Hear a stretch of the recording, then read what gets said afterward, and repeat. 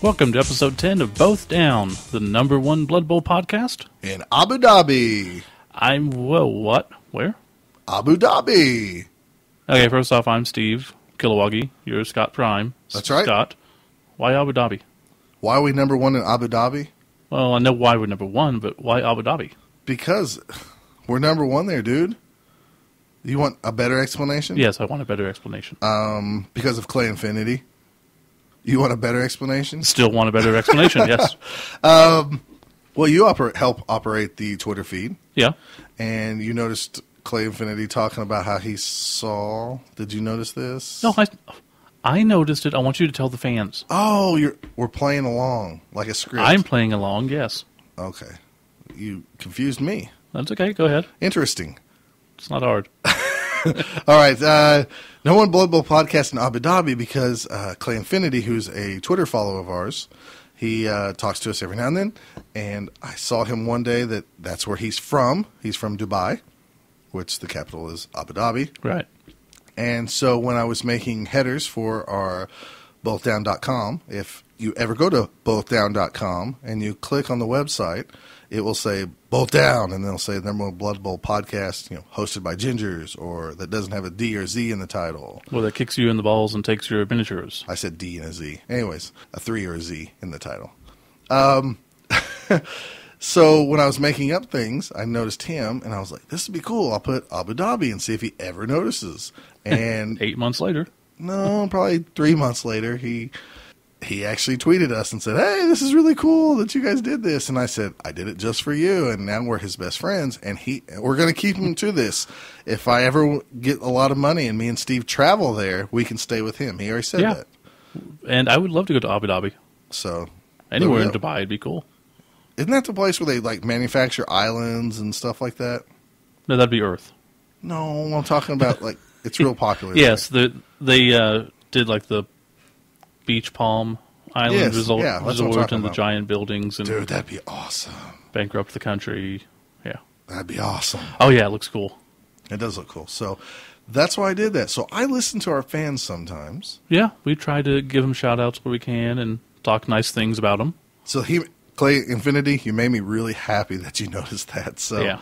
But yeah, those headers on our website, there's probably 14 or 15 of those. Yeah, you did a good job. You made a lot, and they're all cool. Yeah, so there you go. So what's been going on with you? Oh, I'm excited. About? I'm excited about this Fantasy Flight expansion for the Blood Bowl card game. Sudden Death? Sudden Death. Yeah, it looks really cool. So now we're going to get some undead teams. This is for the Fantasy Flight Team Manager game? That's right. Okay. Yeah, so we're going to get Undead Team, Champions of Death. Right. The Vampire Team called the Black Fang. Right. And then Dark Elf Team, the Nagaroth Nightmares. Is it Nightmares or Night Riders? It's Nightmares. Night Riders was in our league, buddy. Oh, That's yeah. really funny. You're checking your notes because you were so sure. No, They used to be the Nagaroth Night Wings, and then that was in 2nd edition, and when 3rd edition came out, it got changed to Nightmares. Oh, okay. So I don't know if that had anything to do with Time Warner and the Night Wings, the character Nightwing. I wouldn't think so, no. DC Comics? Yeah. I don't know. Or maybe the guy who play-tested stuff changed it to, my team's the Nightmares now. Probably. Anyway, Nightwings is kind of dumb. I think the Nightwings is cool, but that's just what I grew up on. That makes sense. But I think it's really cool that we're getting this expansion. It's a lot of fun.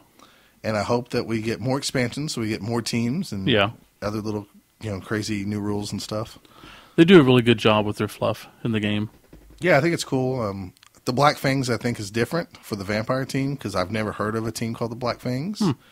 But, I don't study vampire fluff either. Yeah, you're not up on the lore. I would say not. I know the Kraken Counts. That's a vampire team from it's one.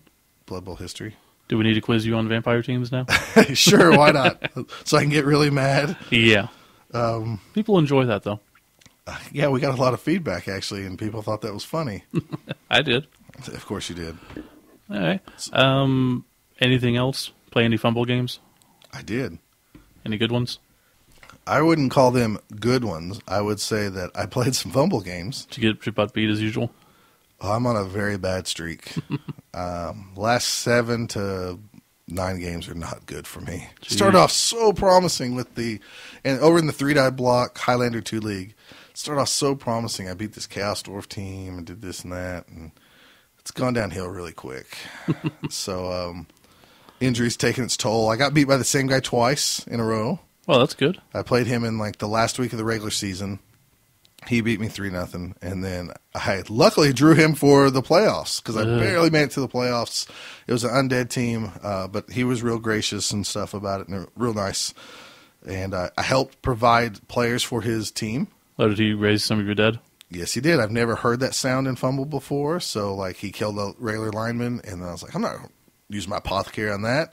And also I heard this creepy like organ music. And so he got to raise the dead. And then like the second game, the second block, he killed a guy. And I was like, this guy has a -1 AG and some other problems. Yeah. And so I just let him go too. So he has 2 bench players now. So now my guys. Now if he wins, you get to claim part of the championship. That's right, I am. I'm going to write that because I kind of update the bio, and I even went into those dead players and I put their bio that if you still want to follow those guys, you can click on this link and it links to that other player profile. That's pretty awesome. And I realize nobody in the world is probably ever going to see that or click on that link, but to me, they might now. It meant a lot to me. So. Skaggy Blue Storm, and then over in the Zlerpcast and Zlerp Nation League, or whatever they call that, my Hell Pit Scorpions finally ended their season. I ended with a tie.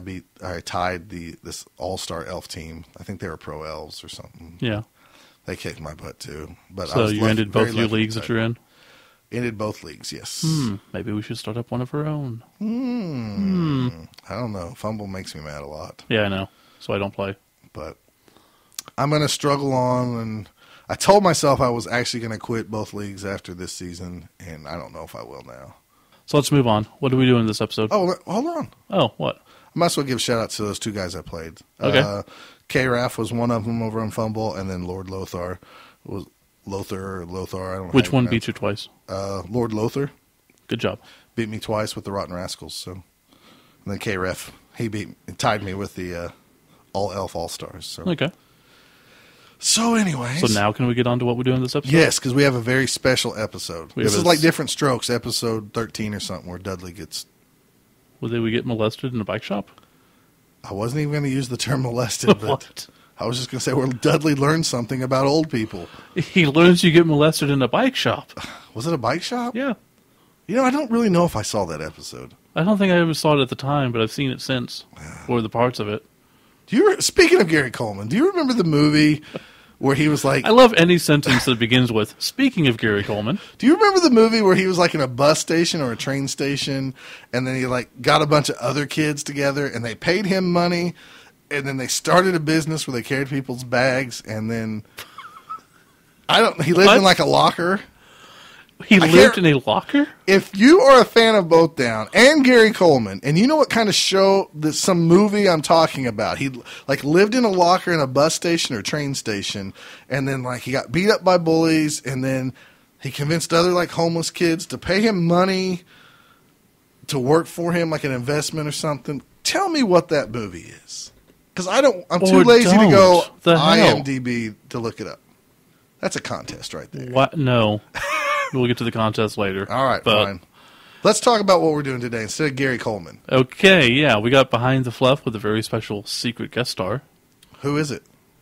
A special secret. Is it Blood Bowl related? No. It's not going to be Blood Bowl related. Yes, it's Blood Bowl related. Okay. So you're not going to tell us who it is? No. Is it a character? No. It's an actual person. Is it? Okay. Wow. It's bigger than a bread box. Wow. Yeah. It's not Gary Coleman. He doesn't live in a bread box. He probably could have at one time. Probably can now. Wow. That's awful. Well, not live. It's too soon. You know. It's too soon, Steve. Oh. All right, so Behind the Fluff with our special guest star. And that will come up next. And then we have what? We're going to do tournament talk, break down Alan's team. The Chaos Seesaw. Alan is going to be in the house. The third member of our Both Down crew that we're taking to Chaos Cup. Yeah, because we're going to beat the 3-die block guys in the face. We're going to try. And then the third segment, we're going to do more tournament talk, talking about our rivalry, the contest between us and them, what we're going to do in Chicago, and everything else. So 2 tournament talks this episode? Or is one called Tournament Talk and one's One's called the More team Tournament Talk? breakdown, and then one's the tournament. It's all good. Okay, fine. And then after that, shout-outs? After that, shout-outs. Good. I want to yell and scream at people. As you will. Namely you. Okay. All right. Let's get to this special interview. Okay, let's go. Later.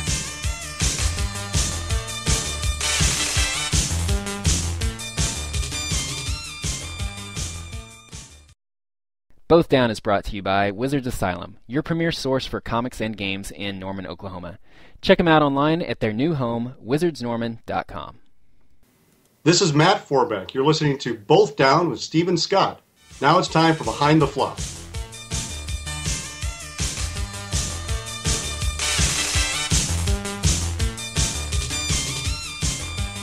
Okay, and we're back with Behind the Fluff. Our special guest this week, Matt Forbeck. Yay! Hey, thanks for having me on, guys. Well, thanks for having us. Or thanks for coming. I don't know. Thanks for being here today. There we go. That's much better. Pleased to accommodate you. So, let's see. As far as Blood Bowl goes, why would we know you? Well, you'd probably know me most for the novels that I've written. There have been 4 Blood Bowl novels written in all of history and space and time, and I've written all 4 of those. I also wrote a 5-issue comic book miniseries based on Blood Bowl for Boom Studios that came out a few years ago. And I also, way back in the midst of history, worked on the Blood Bowl Companion back when I was working at Games Workshop, and actually after I left them and was a freelancer back in 1990, I believe. You worked on the famous Red Book? I did, actually. I was not the final developer, but I was one of the first guys. One of the interesting parts there was that, Blood Bowl is supposedly based in American football, but they're based in England. They don't know American football that well, right? Right. And I was the only American who was working in the game studio at the time. So they would ask me all sorts of stuff about how the rules worked and how you could make it a little bit more like American football. So that's the reason you see a lot of those kinds of rules in the Blood Bowl Players Companion. Man, I tell you what, we as young men that should have been chasing girls, we used the Star Player book and the companion book. It was pretty much our Playboy at the time, man. We just powered through that thing over and over and over, and we just so much love for those books. And I mean, that's why me and Steve are today playing Blood Bowl still. And I get these guys and I try to gear them towards all this backstory and we call it the fluff of the stories and stuff is because of those books, man. So I appreciate that. I had no clue, Yeah, I have a long history of Games Workshops. It's a good thing. I like the guys over there. I don't get to see them very much these days. I saw Jervis Johnson at was it a Games Day or some such in Chicago a few years ago. Wow. And at Gen Con a couple years ago, too. So That's cool. Yeah, we need to. Hopefully, you'll enjoy this interview so much. You'll like, hey, Jervis, those guys are so awesome. You got to go on both. Jervis is pretty cool too. You just approach him. He's usually a pretty easy guy. Yeah, it's just a matter of finding him to approach him. Yeah, there's that trick. He likes to hide. Well, yeah, he's a kind of private guy too. I mean, he's for all the crazy stuff that he's done over the years, as far as game design, he is a very quiet guy. He's a very British gentleman, right? But fantastic fun at the same time. So when you were writing the books back in those days, did you guys base a lot of this off of, did y'all actually play games? And I've always heard rumors and stuff that, like the Dark Side Cowboys was Jervis's team and this team was so-and-so's team. Is that all true stuff? Or that actually predates me by a little bit, so I don't know. I actually ended up playing the game when I was in college first, and then went off to go work for Games Workshop after that. So they had already had the game in development. I was working on, I think it was 2nd or 3rd edition when the Blood Bowl Players Companion came out. I forget. That was 2nd edition. There you go. That's what got me into it. Right, with the AstroTurf boards and everything, right? Right. Astro Granite. Astro Granite, thank you. Yes, those were awesome. But so I don't know exactly whose teams were or anything like that. I played, I think, a couple times when I was at Games Workshop. I played when I was in college. I played a bit when I came back and I was working on the Players Companion. I haven't played in a few years, though. I have a set around here somewhere. I'm not even sure where the hell it is anymore. But, when I was working on the books and the comic books, I would break the set out just to make sure I was getting things right and getting the characters right and everything else. But one of the funny things about it is that they didn't want me working directly in the timeline they'd established for the game, actually. So if you check out the books and the comics, they're actually set like several years after that. Right. And part of that was so they could have free reign to do whatever the hell they wanted, and I could have free reign to do whatever the hell I wanted. as long as I was faithful to the property, without having to put too much work into it on their guy who was in charge of the licensing and the checking and all this. Right. So when you actually researched the books and the comics, was there anything in particular that you went to create your teams or to create the fluff? Or was it mostly just the second edition stuff? And well, I was using the latest edition it was at the time, which was, I think, 4th. I'm not sure. But it was the Living Rule Book at the time. Right, yeah, So Living Rule Book 4 and on. Right. So I would just go online, check everything out, make sure I had it all correct and proper. But then, again, because it was in the future, a lot of the stuff I just made up, right? Like the Bad Bay Hackers is basically just because I'm a Green Bay Packer fan. I'm born and raised in Wisconsin. So I had to go with that. And Rhett Favre in the book is obviously Brett Favre. right. And a lot of the other jokes are inside jokes that probably only I get. Well, that's the best way to create fluff because that's how we generally do things. We discussed my team that I'm taking to Chaos Cup last episode. I even messed myself up because I was looking at an old roster, and I named this guy. Basically, I'm a Bears fan, so. Ooh, rivalry Sorry right to here. hear it. Well, I happen to like both teams. I'm just it's all friendly. Exactly. For me, sports it's Blood Bowl's a game where you actually get to see your opponent. I'm just rooting on millionaires beating each other up. That's okay. That's very true. But they care so much about us, right? Exactly. But yeah, in making that team, I named someone after Brian Urlacher. Oh. And I named the guy Earl Attacker Brennan. And I forgot that he was named after Brian Urlacher until Scott reminded me. There you go. So I know those inside jokes are fun, but they can also mess you up later on when you're going, why did I do that? Yeah, on the other hand, that means that they're taking on their own life, right? Yeah, exactly. They're not just a riff on a joke anymore or whatever, riff on a name. They're their own thing, which is kind of cool. It's neat when they actually take on their own life like that. Yeah. I mean, one of the funny things that I was doing in the books was that they nixed a bunch of the names. They said they needed to be more Germanic when I first came up with the stuff, right? Mm-hmm. And I'm like, okay, I don't really know German.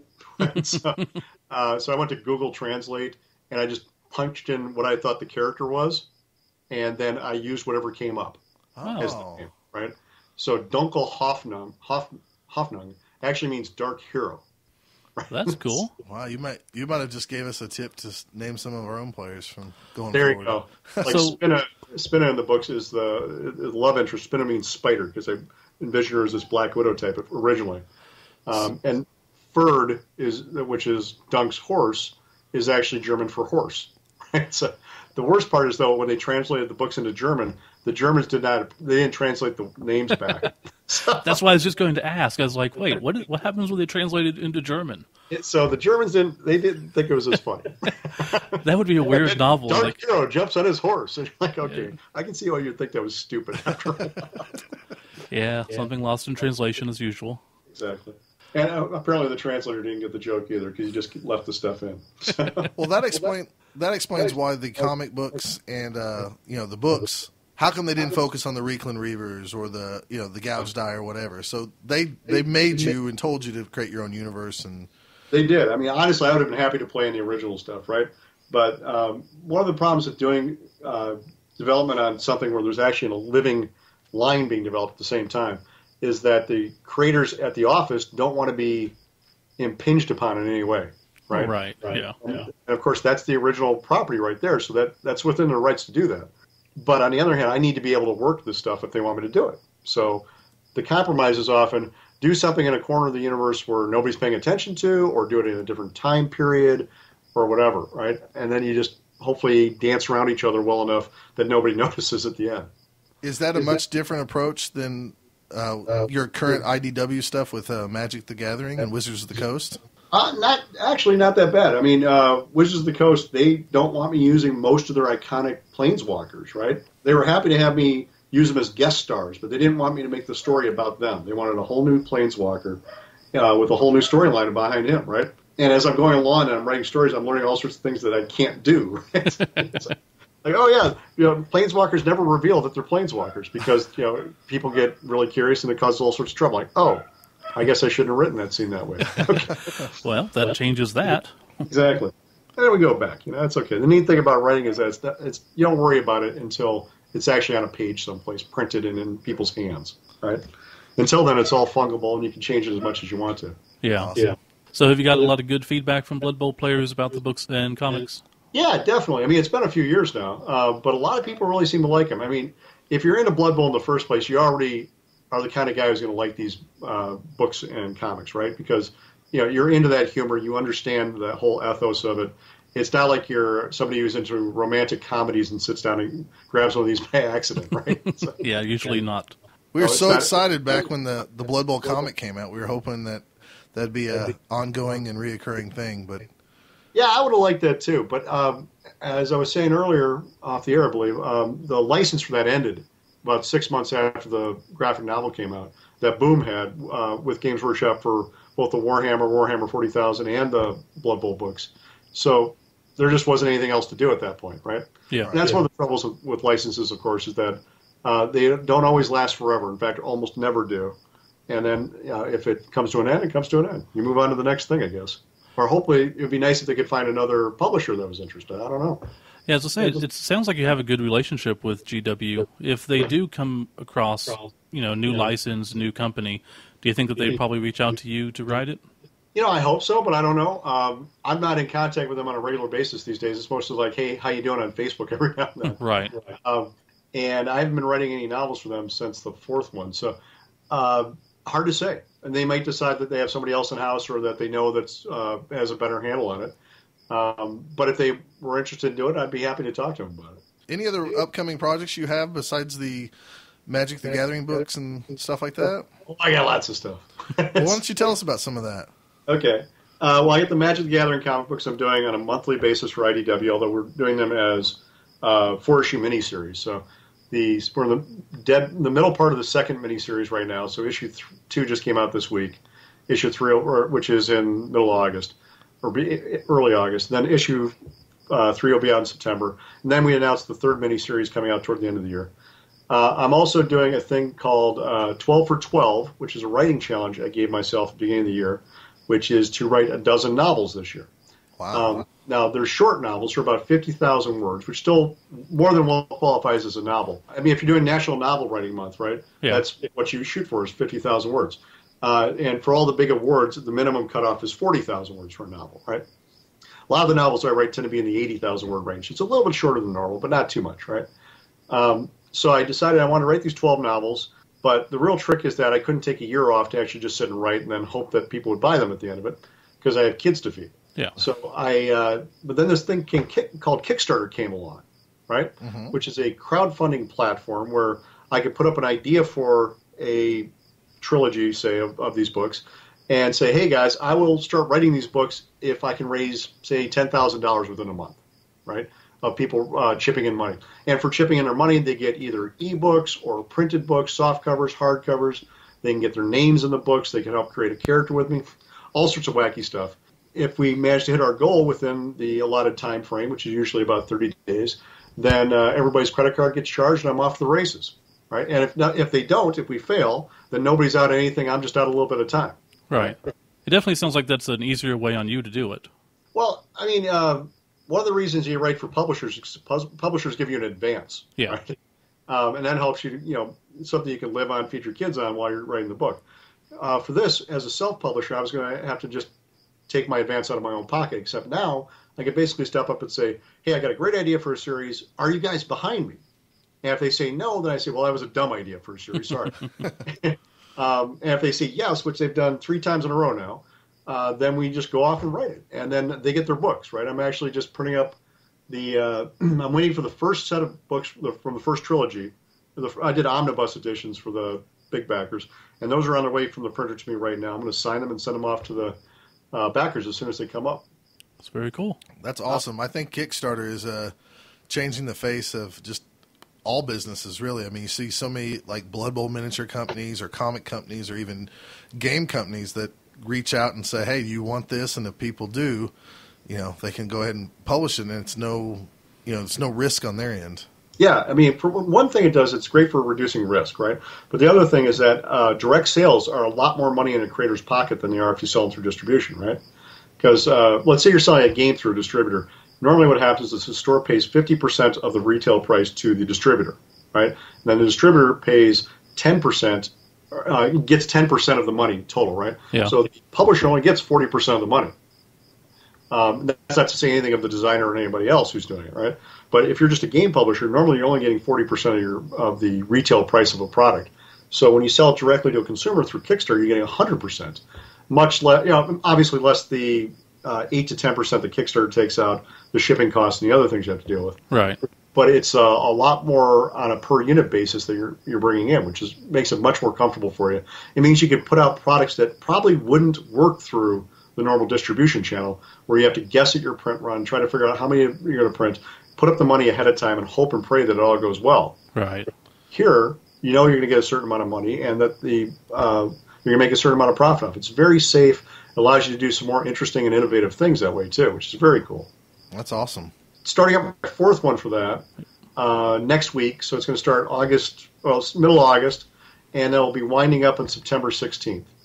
I've got a cover up for it now. The first one I did was based on this Brave New World role playing I did back in the late 90s for Pinnacle, which was a company I owned at the time. It was co-owner with Shane Hensley. And then I did one called Shotguns and Sorcery, which is kind of a fantasy noir thing. And the third one is called Dangerous Games, which is a murder mystery set at Gen Con. And then the fourth one is coming out, or I'm just about to pitch, and it's called Monster Academy. And it's a young adult series for where the good guys have won, right? They beat up everybody in the world. They've destroyed the great evil. But now they have to figure out what to do with the little evils, right? All the little monsters. Remember when you're playing D&D and you busted in, you killed all the orcs, and then there's a couple of orc kids sitting in the corner? Yes. You're like, what do you do with them? And this is one of your moral questions. And, of course, most of the characters just slaughter them. Yeah, which you should. But then the paladin steps in and says, no, we must save them. Well, what do you do with them after that? You send them to the Monster Academy, where they're going to be rehabilitated and integrated into society, hopefully. So, wow. If this wasn't a comedy, you could sort of take an American Indian sort of approach to it, like, why are you trying to teach us to be white men? Yeah, exactly. No, and there's going to be some elements of that. I've had a couple of friends, John Wick and Chris Pramus, both wrote orc role-playing games back about a decade or so ago. And both of them had kind of different takes on that exact idea, where you're only evil from the other guy's point of view. Right.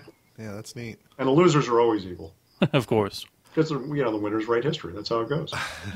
Well, if they didn't want us to write it, they should have won. Exactly. So that's a lot of what I'm working on right now, is doing that. I'm writing the books. I'm publishing the books myself too. So I'm putting them on Amazon and Barnes & Noble, The Nook, Kindle. I'm doing it through Drive-Thru Fiction as well, drivetrufiction.com. Doing print versions through them. So if people want to order print-on-demand versions, they can have those copies too. I also just finished a novel about a month ago called Leverage, the Con Job, which is based on the TV show Leverage, and that'll be out at the end of the year. Nice. So how do you stay so busy and have kids and not kill yourself? Well, I have to stay busy so I can feed the kids. Well, that's a good point. Yeah, if he kills himself, then that doesn't Yeah, if help I kill his myself, kids. nobody gets fed, right? Well, fine. Be logical about it. You single men thinking I don't want to different. die thing. It just seems like that's a lot of work to do. Yeah, it is, but it's a lot of fun too, right? I guess that's the main thing. If you're enjoying what you're doing, it's never work. Yeah, to me, it's a lot of fun. I mean, I know, like, my brother's a carpenter, right? And he has to work outside sometimes in the winter here in Wisconsin. And I would hate doing that. He loves it. He's good at it. He's a really good carpenter, right? And it fits him. If I had to put him in my seat to type a novel out, he'd want to kill himself. That's probably true. It's the best thing possible. So you find the things that fit you well, that hopefully you can make some money at or make a living at. And it becomes a lot easier at that point. Hey, Matt, I've always, my whole life, wanted to, one day grow up and be a comic book artist. And, I decided to have kids and get distracted in other areas. And probably realistically, I'm not that good because I haven't dedicated enough time to it. But I've always grown up, trying to figure out, like, how comic artists, like, how often do they, how quick do they do a piece of artwork? And, Right. In comic book world, I've always heard that, a comic book artist tends to draw at least one page a day type thing, and it usually is an 8-hour day. So I'm just curious from the opposite side. How long, for example, how long did it take you to write maybe one of the Blood Bowl comics or one of the Magic comics? And what is a typical day writing, if there's an answer for that? Right. Well, there are very few typical days, right? But what I tend to do is get up in the morning, send my kids to school, then write like hell until they come home. And because my wife's a school social worker, so I end up doing stuff with them at the beginning of the day, and then when they come home from school. Then my wife comes home, she takes over. I try to do a little bit more writing, and then I do some more writing when everybody's asleep again. So, and I don't sleep a whole lot, but I'm actually getting better about that. We had, you guys may not know this, but we had quadruplets 10 years ago, right? And that just destroyed my sleep schedule for about 10 years. Yeah. Holy, are you quadruplets? Yeah, they're 10 now. We have a 13-year-old as well, right? Dude, you got like super sperm. Well, there might have been some enhancements involved there. Well, just take the credit, man. Take the credit. Messing with the wrong drugs. Yeah.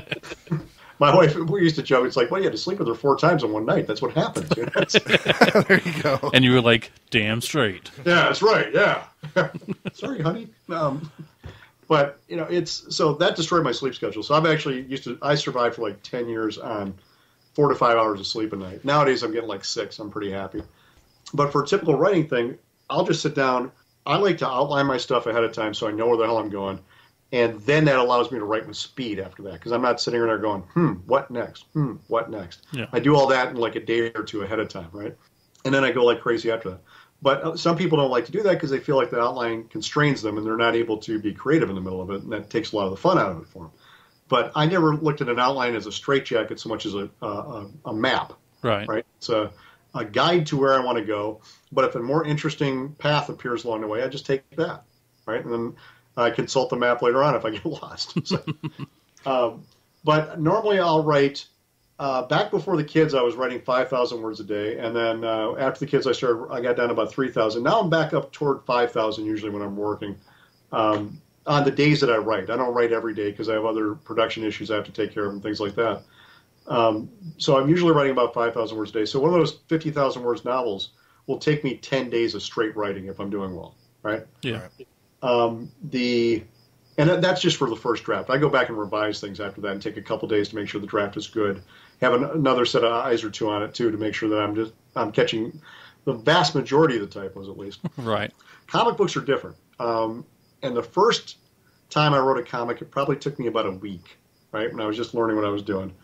And nowadays, and then it got to be like 3 days. Nowadays, if I'm really cooking and I know what I'm doing ahead of time, it takes me maybe 1 or 2 days.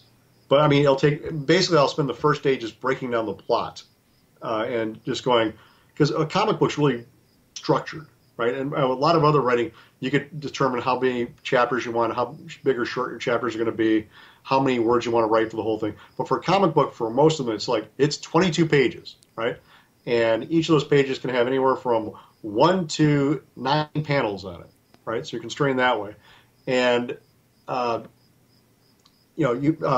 reveals for a comic, generally you want to get somebody interested in something at the bottom of the right-hand page, then they turn the page, and then they get the big surprise when they turn the page. Right. So you have to plot all that out, and it's actually helpful to do that in your head or even on a piece of paper where you actually have it listed out in front of you. So I actually try to plot it all out scene by scene, spread by spread, 2-page spreads, and then do it panel by panel after that. And then I go through and write the dialogue and the descriptions after that. So it's usually 1 day of breaking everything down and then another day, maybe 2, depending on how intricate it is, of going through and actually writing the dialogue. So when you're writing, do you, like you said, you have a breakdown of the pages. Do you provide that to the artist and then they work within those confines? Or is it kind of like, hey, this is the suggested way, but if you want to veer off, then they're kind of allowed? I think an artist should always. I'm not the guy drawing, right? Right. And I always tell the artist when I get a chance to that they should follow themselves, and I can change. It's a lot easier to change the words than it is to change the art. Yeah. Right? And what does it take me to change 5 sentences as opposed to them having to redraw an entire page? So I will tell them, do what angles you think are best. When I was first starting out, I used to say, this is exactly how it should look, and here's your camera angle, and this is about the depth you want to do, and blah, blah, blah. And nowadays I'm like, okay, this is what happens. Pick your angles, pick your thing. I might say, you're in tighter here. This is an establishing shot, but it's just general stuff. And does that basically just come with trusting the artist? Yeah, I think that's part of it. It's also me making sure the artist is having fun. Yeah. Right? Because I don't want him or her or whoever it is sitting there and saying, okay, I got to do it this way or everybody's going to be disappointed at me. I want them to say, okay, this is a cool thing. How can I make it cooler? Right? And I think letting creative people do their job and be enthusiastic about it is the best way to get the best work out of them. Yeah, I totally agree with that. So cool. That's nice to know. Because I'm always curious about this stuff, and I never get to talk to comic writers and stuff daily. So. Well, you know, it's one of the reasons comic artists make a lot more money than comic writers on a single book, right? Not a lot more money, but generally make more money because, you know, I can write 4 comic books in a month easily, right? Whereas most comic book artists struggle to get a monthly book out. Right. So, Well, yeah, me and a coworker was actually talking yesterday. He was talking about, I don't know if you're familiar with the guy's work, Scott Snyder, who currently is writing Batman. Yep. My coworker was like, how does he write this and Swamp Thing? And I think he said something else. And I was like, I think it's probably about a book a week, but I'm not sure. And then I thought, I'll ask Matt. Professional comic book writers can easily write a book a week. I mean, at a certain level, then you end up doing conventions and story meetings and everything else, and that can eat into the time. So, you know, sometimes you fall behind, sometimes you get ahead, right? Right. And, you know, like when you're doing licensed books like this, I'm not really allowed to get too far ahead of myself, right? Because I need to have them approve each issue before I go on to the next one. Because let's say, for instance, I was crazy and decided to write 6 issues ahead. If they find a plot point that they can't tolerate for whatever reason, probably legitimate, in issue 1, I've screwed up the next 5 issues and wasted my time. Yeah, like if you'd said that he reveals he's a planeswalker and everyone's just okay with that. Right, like, exactly. no, you've got to go back. No, it doesn't work that way at all. We've got, 10, 15 years of established history saying no. And you're like, oh, okay. I guess I'll go back and change that. Now, fortunately, the licensors I work with, I've been very fortunate that, for instance, with Magic, that I don't know everything there is to know about Magic, and they're very good about it, right? So if I put something up there, they'll say, well, that's all right, but this would be much cooler, right? Or the players really like this kind of monster much better. Yeah. Or this would be a better spell effect for what you're trying to do here. And they know that stuff cold, which is fantastic. They're such a great resource that way. Yeah, they put a lot of time and effort into their fluff as well, which is part of the appeal of that game. Exactly. Well, it's neat the way it all hangs together, right? And they're not doing a whole lot of fiction these days, so the comic book's pretty much it this year, right? So it's not that there's any pressure. No, we're doing fine. You just have the whole company on your back. It's no big deal. Yeah, exactly. Not a big deal. But it's fun. I mean, I get to write things for a living and make up things that people get to read for entertainment. How can you bitch about that? Well, I know at the comic book store I help out with and where we run our Blood Bowl tournaments when we run them, we've sold out many times of the Magic comics. I mean, that's great. And, I'm not going to lie. Some of it's because of it comes with a card, and we have hardcore Magic players at our store, but then they read these, and they're like, oh, this is really awesome and stuff. So they're, like, really getting behind the story, and then they're even trying to, like, research, other Planeswalkers' backstories and stuff, too. And so you're bringing more people to more of the flavor and stuff of the Magic universe. So just so you know that. That was always our plan, actually, because we knew, nobody's stepping up to buy a Magic the Gathering comic because it's from me, right? They don't know me. The guys who play Magic the Gathering. And they don't know the artist. They don't care about that. They care about that card they're going to get, right? So, they're starting to now, because when I told those guys, I'm friends with those guys who run a Magic podcast, they were like, oh, cool, you got him on there? No, but that was the plan. That was hook them with the card, bring them in with the card, then hook them with the story, right? And then get them to be hopefully lifetime customers for us. We'll see how long it lasts. You never know how these things go. But IDW has a very strong licensing relationship with Hasbro, which owns Wizards of the Coast and does Magic, obviously. So I suspect it'll be a long-term relationship, and hopefully this will go on for a long time, and they'll continue to hire me to do this for years. We'll see. Yeah, well, so far I've read the first story arc, and I think Steve did too just yesterday. Yeah, it's fun. Yeah, I liked it a lot. I just wish the colorist maybe was. If I had a complaint, we were talking about that earlier. I think I don't know if I could blame the colorist for that, because part of it is often when you're doing any kind of a printing process is trying to make sure that what looks good on your monitor is actually what looks good when it's printed, right? Okay. And it can be really tricky to do that, especially the first few issues that you're doing anything with, right? And so J. Edwin Stevens, the guy who does the coloring, he's a great artist. He does some really amazing stuff, but that doesn't mean that he knows exactly how to get what's on his monitor to be perfect on the printed page with this particular printer, right? I gotcha. But I think if you look at the later issues, you'll see that it's getting lighter and more vibrant too, because the first couple issues were a little muddy, I think, right? Yeah, you can definitely tell a difference. But I think he's hitting his stride pretty well. Well, it just takes time when you work with a team to get everything going. So. Yeah, exactly. That's part of it too. Did you create?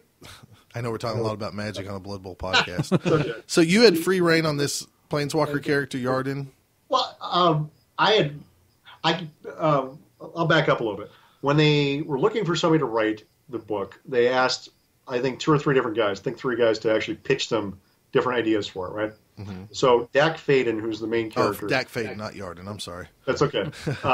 Dak was somebody I came up with, and honestly, I came up with a name, and somebody later said, "Oh, like Deck." I'm like, damn it! Didn't even think about it.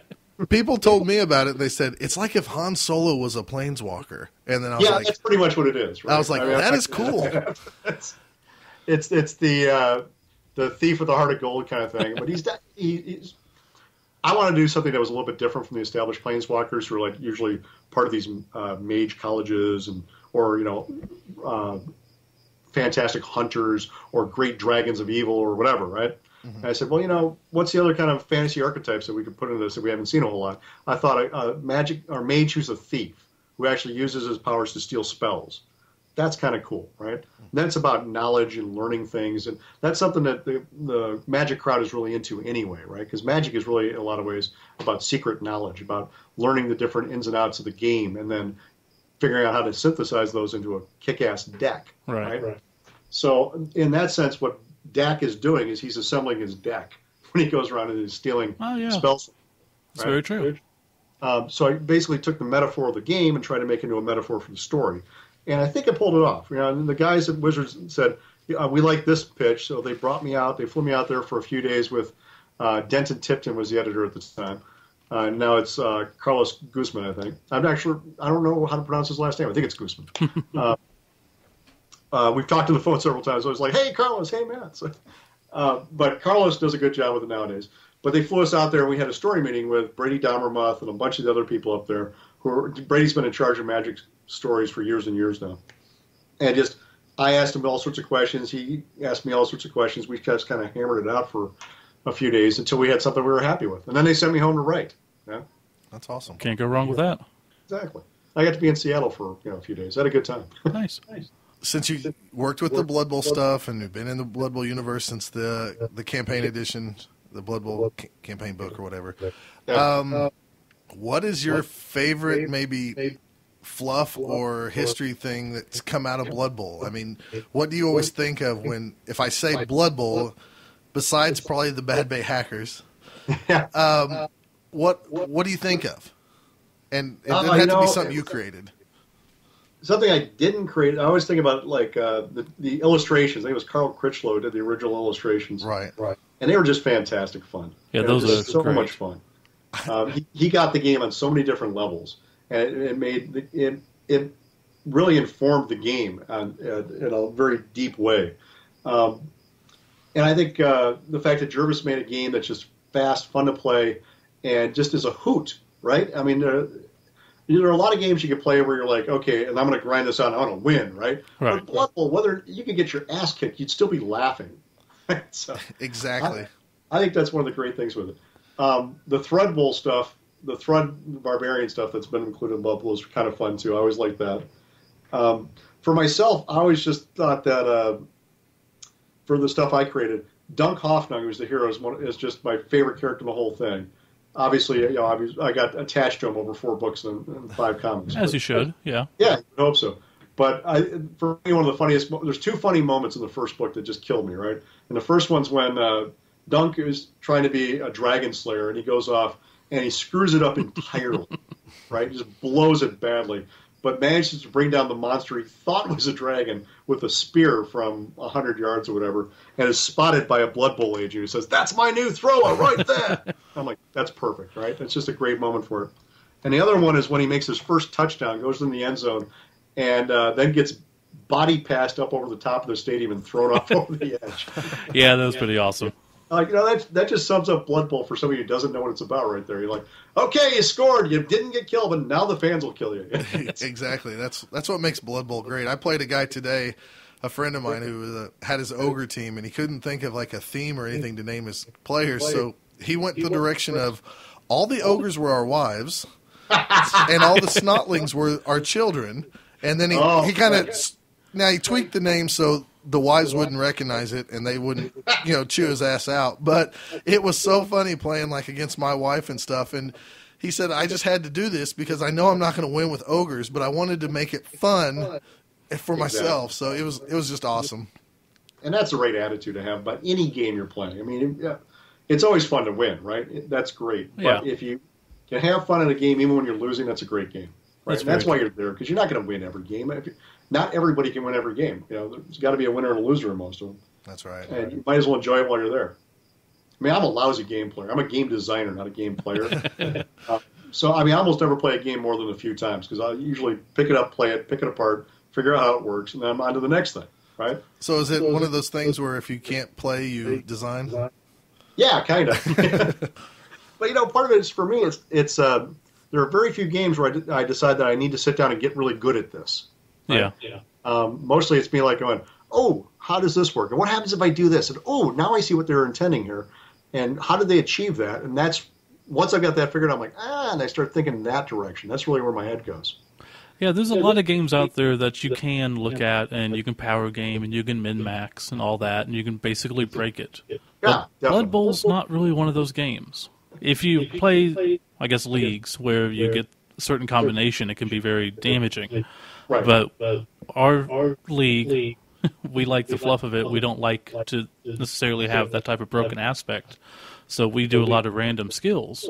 So we don't even have that. So it's a lot of fun to just have things come onto your player, and it's like, okay, well, now I've got to figure out how to work that into the character of the character and move on. Well, then you're playing in the spirit of the game, and I think that's always a good thing. Yeah. Right? Yeah. Anybody can rules lawyer a game to death and suck all the joy out of it. Yeah, definitely. Those type of people are no fun. No, exactly. Who wants to play with them after a while? It's like, yeah, sure, you won, but we all hate you. What's the point? Exactly. And, as a game designer, those are your worst enemies, but they're also your best friends. Those are my best play testers. Oh, that's for sure. They can find a way to break it. Exactly. If they can figure out a way to break it, then I know I need to make some changes, right? But, Exactly. But you like to have people when you're playing a game with, they're just there to enjoy the experience as opposed to murder you. Yeah. And I think that's why we've gotten such good feedback on our podcast, because, that's what we're here for. We enjoy the game. We love the fluff behind it. Obviously, you love the fluff behind it. That's why, you actually got into it. Very much so. I think we'll go ahead and wrap this up. As you stated, you got a Kickstarter coming out at the time that this is posted. Yep. So if they just go to Kickstarter and type in your name, they'll find it? It should pop right up, yeah. Or they can go to forbeck.com, FORBECK.com, and I'll have all the information up there as well. Okay, we got your Kickstarter, you got your monthly comics coming out, your novel, you're going to run for president, you're going to take over the universe, and... Oh, God, who wants that job? No. You could announce that Dunk is your running mate. Woohoo! That would be fun. But we really appreciate you coming on, and I guess we'll let you go. Yeah, Thanks for having me, guys. It was a blast. Yeah, thanks for being on Both Down.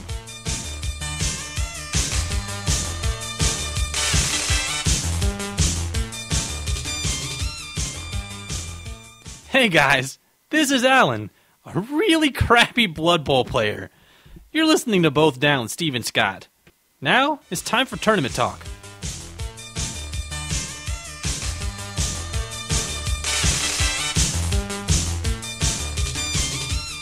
And we're back with some tournament talk with the Chaos Seesaw himself, Alan. Howdy, Alan.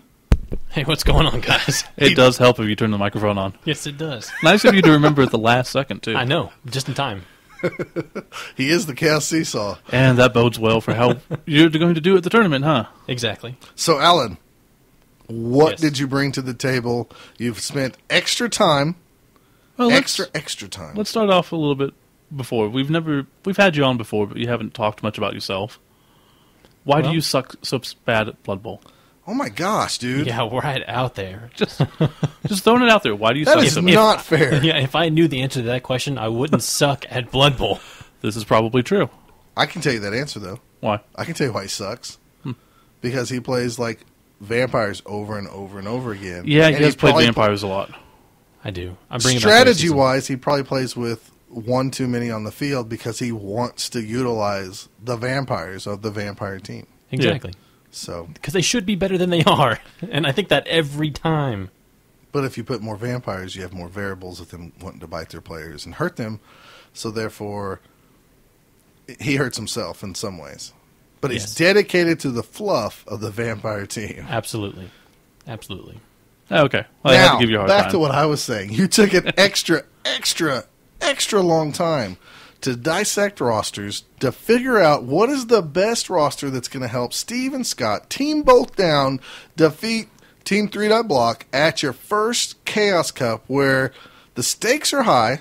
I think it's double ranking points for the NAF ranking. I think so, yeah. If you care about that stuff. Some people care, some don't. What team did you come up with? Because we're dying to know. See, now, when you put it that way, I did not get into this the same way of thinking about it in that direction. I did not think, what is the best team for me to win with? Instead, I You went thought, more what's the along worst lines team I of, can take?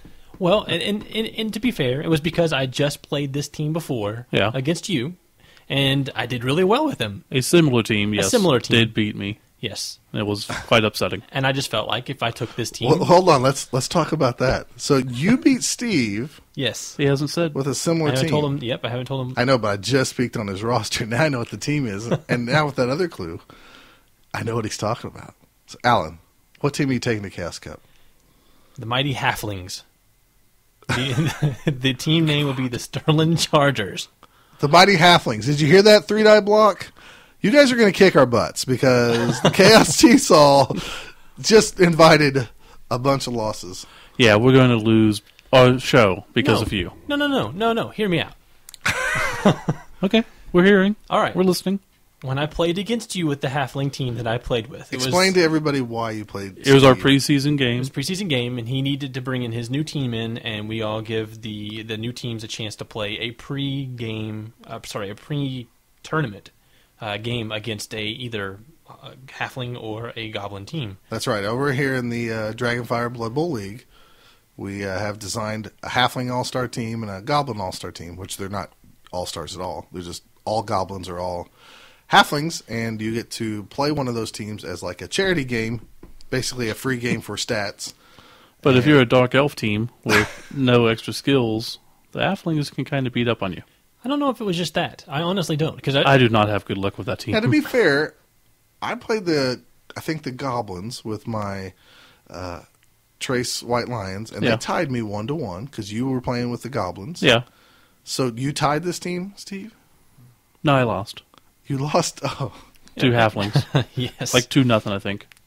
and this inspired you, Alan? yes, it did. Yes, because I felt that And that was without any trees. exactly. Yes, it Wow. was just halflings. Yeah, I did not have a good game. I just felt that if you take the worst possible Blood Bowl player and then you put them with the worst possible Blood Bowl team, it just somehow magically made a fantastic It's magically combination. delicious. That's good. I'm glad you had fun playing the Halflings because this is different. This is actually I wouldn't have guessed that you'd ever have taken the Halflings. I wouldn't either, but it's a nice little fun roster you're taking. I felt like it, more fun than anything. That way I feel like every game will be fun no matter what. I don't have to feel like I'm stressed the whole time. Yeah, you don't want to get 4 wins in and start freaking out like, I might actually win this. Exactly. Or my friends won't lose their podcast because Yeah. Thanks, bud. I appreciate that. I was You trying want to go over your roster? Sure, Actually, sure. let's go on the team name. Sterling, The Sterling. Sterland, Yes. like Stirland Yes. on as the in- map From of the the fluff. Warhammer map, Yeah. Correct. and the Chargers. Correct. Cool. All right. Did you just Did you randomly pick Sterling? No. Well, no.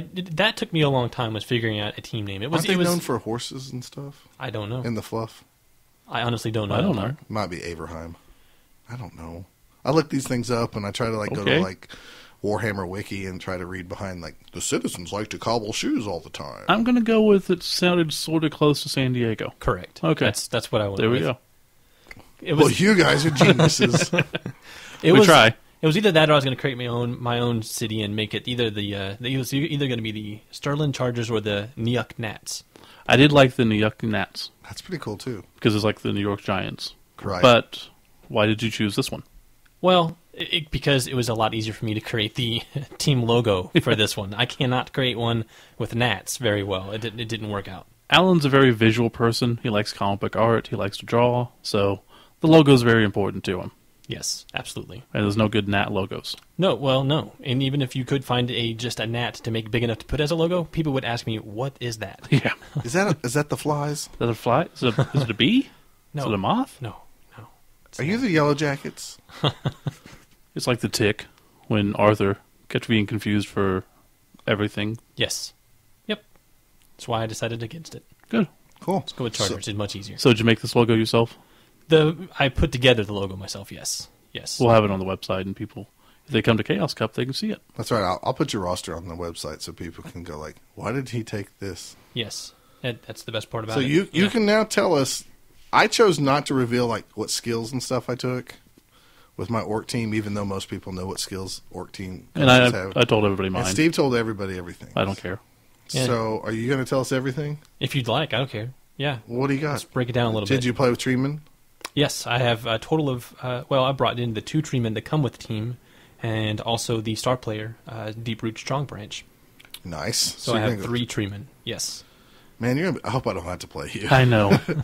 3 trees are tough. Even if you can avoid them, they're still going to get 3 hits on people. Exactly. And I felt like that's a perfect wall.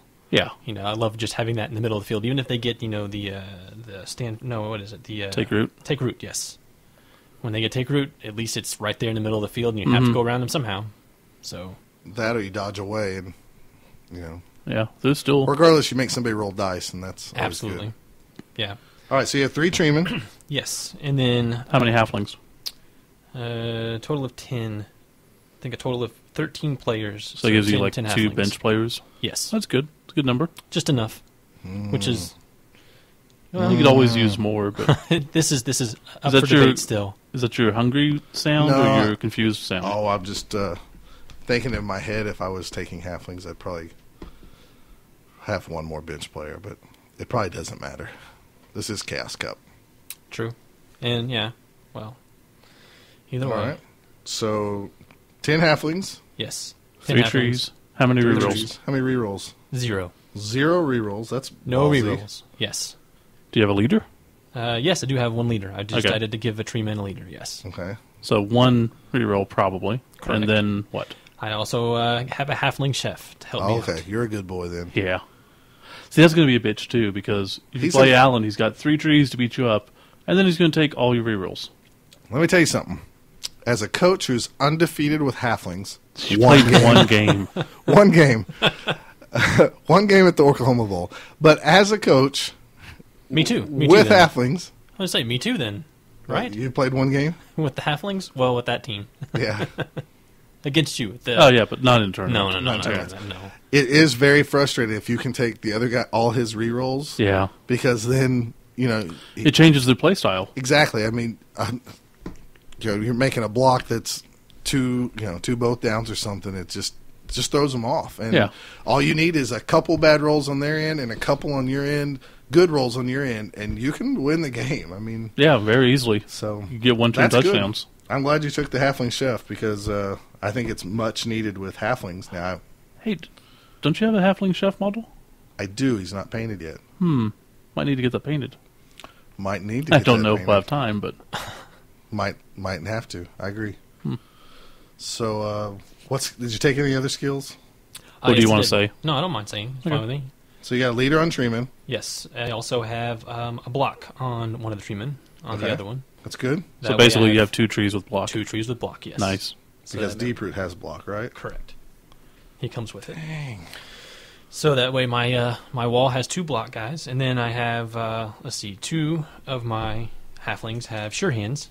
That way I have 2 different guys that I can put out there at different times for picking up the ball. Yeah. Okay. And then one of them has sidestep. That's just because I want to make sure that it's difficult for them to be, placed in a spot or they can be annoying to Yeah. the other team. And then I have one with sprint. Is that for the guy that's going to get thrown? Possibly, yes. Okay. Yeah. Or do you even plan on throwing halflings? Yes, Okay. absolutely. Are you kidding? If it's an option, I want to do it. Yeah. It is fun. They're so frustrating when they don't land. But at least you got that leader, so you get at least one reroll. Yeah, and hopefully a couple more. Yeah. That's cool. So what's your big fluff behind this? Do you have any? Now, I didn't have enough of a fluff for the actual team, but as far as naming the team members, I had a lot of fun with that. The members. Yes, The the members? members. Yes. Because I based it off of Deep Root Strong Branch. It sounded a lot a lot like a gay porn tree man. So So in your universe, there's not only gay porn, but Yes. there's gay porn for tree men. think about Right. it. If there's bestiality, then there's going to be some kind of, Was Let's there ramp any it there. women trees in like Lord of the Rings movies? I didn't see one.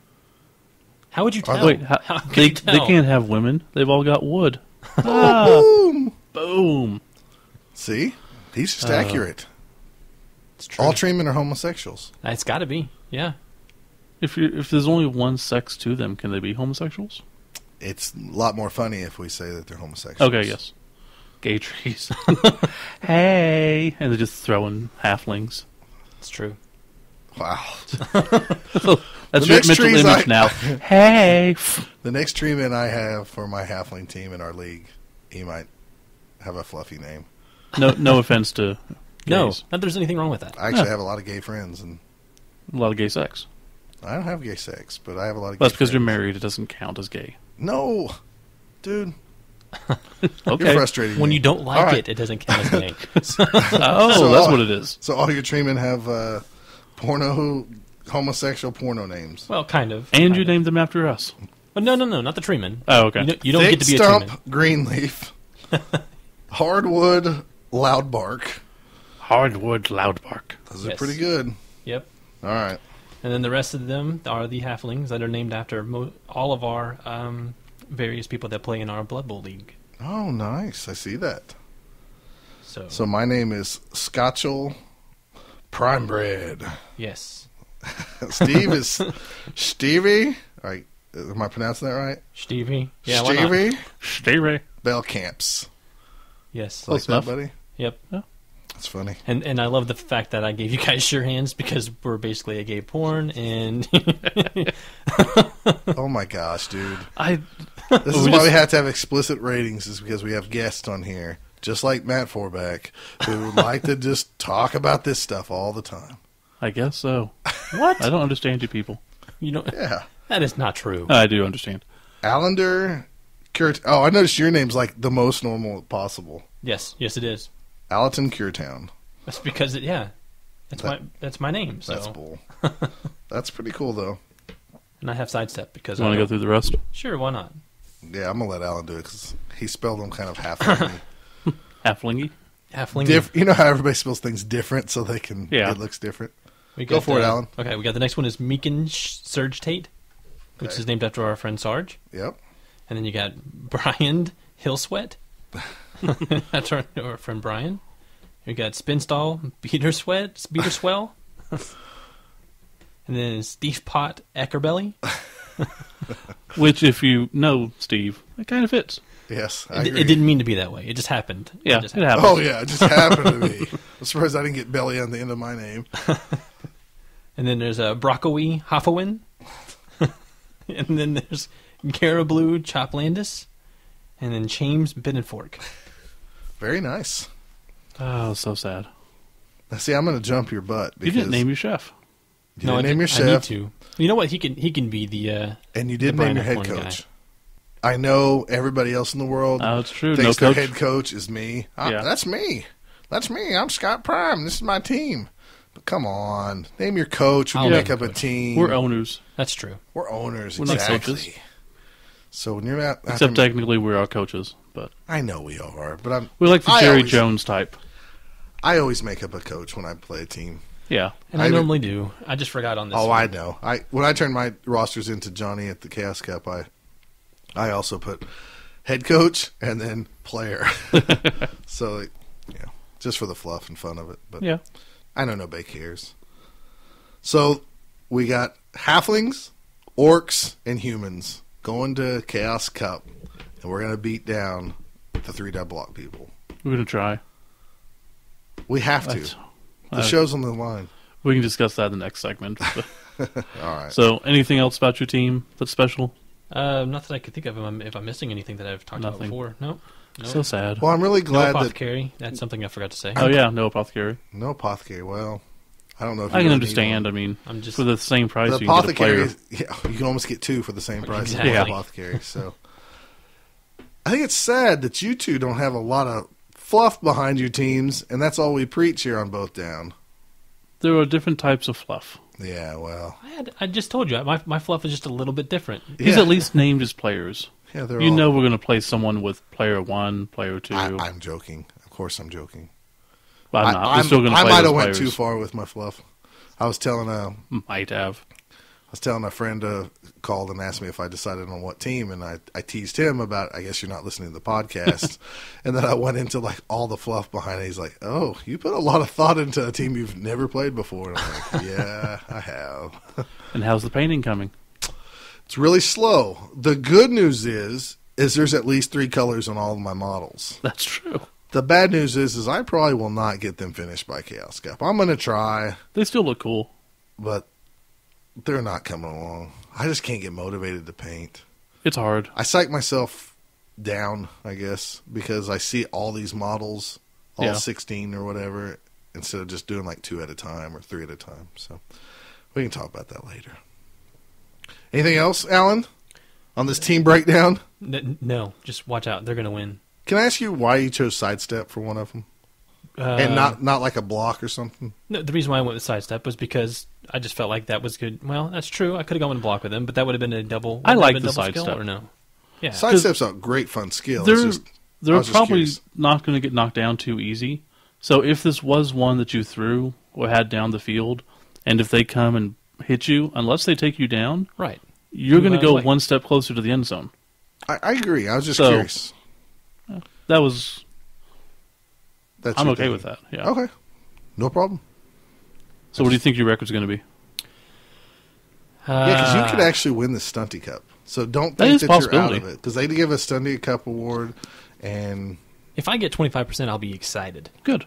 so that means I'll be happy. I think I'll probably get 25%. Okay. so like wins. 1 win, a tie, and 4 Yeah. losses or something. Something like that. That's not Cool. bad.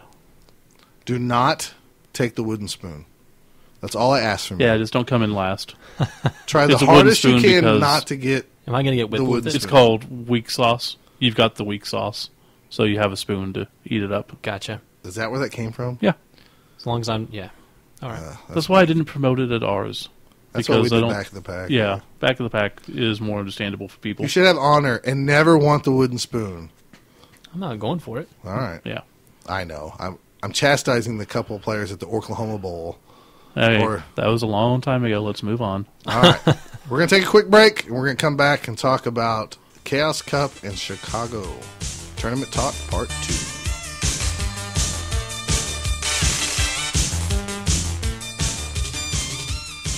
Yeah, what up, son? Get your feet up and what up, son? First off, I want to tell you guys, you listen to Both Down, motherfucking Kilowogga, motherfucking Seth Finley.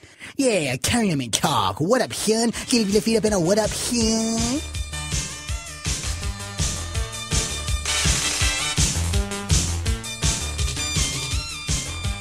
Okay, we're back for the second part of Tournament Talk, where we're going to talk about Chaos Cup. Surprise! The tournament. Yeah, not a surprise, but I guess we'll use this segment to kind of go into detail about our little rivalry and what we plan on doing in Chicago, because we've had some people ask.